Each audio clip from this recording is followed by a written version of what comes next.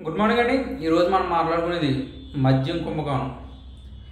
ఏపీలో ఎలాగా వైసీపీ 19 నుంచి 24 వరకు కుంభకోణం 3,400 చిల్లర కోట్లు బయటపడింది.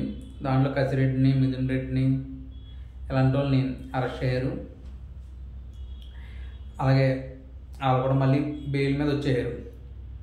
బట్ ఇప్పుడు మనం చెప్పుకునేది ఈ కూటమి ప్రభుత్వం వచ్చాక అద్భుతంగా మందు విచ్చలవిడిగా పారుతుంది. అంటే ఆ రోజుల్లో బ్రాండ్ లేవు, ఈ రోజుల్లో బ్రాండ్లు ఉన్నాయి, కానీ 24 గంటల్లో మందు దొరుకుతుంది విచ్చలవిడిగా.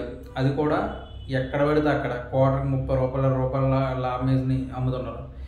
ఈవెన్ ఒక పర్సన్ అన్నాడు, పగలే అమ్ముతుందండి, నైట్ విపరీతంగా అమ్ముద్దంట.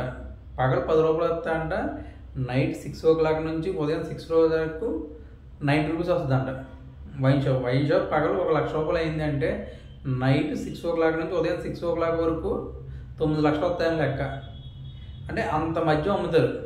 ఈవెన్ 10 గంటల తర్వాత 11 గంటల తర్వాత వెచ్చలవిడిగా ఎక్సైజ్ దాకా ఏం చేస్తుందో ఎవరికి తెలియదు. ఎందుకంటే వాళ్ళ కమిషన్ వాళ్ళు వెళ్ళిపోతాయి, వాళ్ళు అసలు పట్టించుకోరు.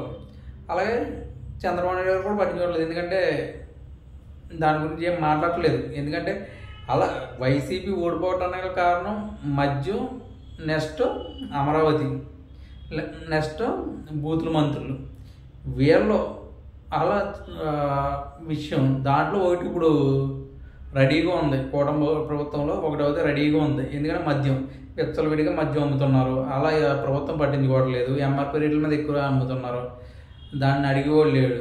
ఈవెన్ బయట ఉండే ఒక సోడా 10 రూపాయలు అవుతే అక్కడ 15 రూపాయలు తీసుకుంటున్నారు, ఒక గ్లాసు 2 రూపాయలు అవుతే అక్కడ 5 రూపాయలు తీసుకుంటున్నారు. ఇంత దారుణమైన మద్యం అమ్మకాలు ఏపీలో మాత్రం విచ్చలవిడిగా మాత్రం అమ్ముతున్నారు, విచ్చలవిడిగా మాత్రం సంపాదిస్తున్నారు. ఒకవేళ కస్టమర్ అడిగినా సరే నీ దిక్కున్నవాడికి చెప్పుకో అన్న స్టేజ్లో ఉన్నారు. అంటే మద్యం ఈవేళ విపరీతమైన మద్యం అమ్మకాలు మాత్రం విచ్చలవిడిగా ఏపీలో ఉన్నాయి. ఈవెన్ నెక్స్ట్ 11 తర్వాత 10 తర్వాత 9:30 వరకు అమ్ముకోవచ్చు, తర్వాత అమ్ముకోవడం లేదు. కానీ తెల్లవారులు అమ్ముతున్నారు, తెల్లవారులు గొడవలు. తాగినోడు తినకుండా రోడ్డు ఎక్కుతాడు, రోడ్డు ఎక్కి వెచ్చలుడిగా మాట్లాడతాడు. ఈవెన్ ఇంక 24 గంటలు వైన్ షాపులు చేస్తే బాగుంటుంది. ఎందుకంటే ప్రభుత్వానికి ఆదాయం కాబట్టి 24 గంటలు. దీనివల్ల అవుతుంది మద్యం వ్యాపారులు అయితే బాగుపడట్లేదు. బాగుపడే వాళ్ళు అంతా కూడా ఎమ్మెల్యేలు ఇలాంటి వాళ్ళే బాగుపడుతున్నారు. నెక్స్ట్ ఏమో ఈ ఎక్సైజ్ శాఖ వాళ్ళే తప్ప ఇంకెవ్వరూ అయితే బాగుపడట్లేదు. 100% ఈవేళ వైన్ విచ్చలవిడిగా అమ్ముతున్నారు, విచ్చలవిడిగా అవినీతి జరుగుతుంది. రేపు అన్న రోజున అది బయటపడుద్ది. ప్రైవేట్ వ్యక్తులకు ఇచ్చాం అనుకుంటున్నారు, కానీ ఆ డబ్బు ఎలా వచ్చింది, ఎక్కడి నుంచి వచ్చిందో కూడా వాళ్ళు కూడా తీస్తారు కదా.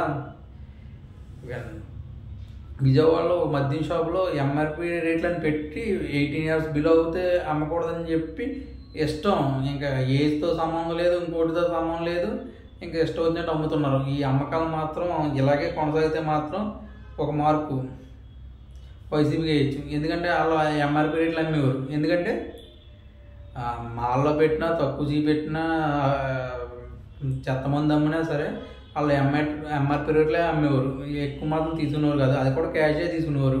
ఇక్కడ ఎలా కాదు, ఎంఆర్పీ రేట్లు అంటున్నారు కానీ విచ్చలవిడిమైన మందు మాత్రం ఏపీలో దొరుకుతుంది.